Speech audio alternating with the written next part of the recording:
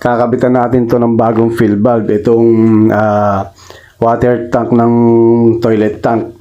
Kasi nga yung dating fill valve niya nabasag ng owner, nagkaroon ng problema, then nag-leak, kaya tinawag tayo. So ngayon paroodin nyo lang ang full videos nito. Madali lang naman ikabit to at madali lang naman pag-aralan to kung gusto nyo magpalit ng inyong toilet fill valve.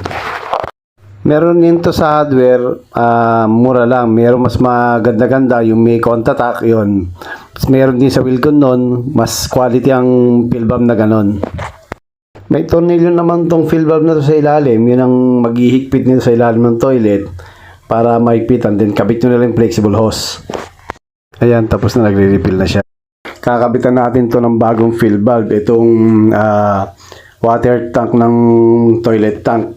Kasi nga yung dating fill valve niya nabasag ng owner, nagkaroon ng problema, then nag-leak, kaya tinawag tayo. So ngayon paroodin nyo lang ang full videos nito. Madali lang naman ikabit to at madali lang naman pag-aralan to kung gusto nyo magpalit ng inyong toilet fill valve. Meron nito sa hardware, mura lang. Meron mas maganda-ganda yung may contact yun. Meron din sa Wilcon nun, mas quality ang fill valve na ganon.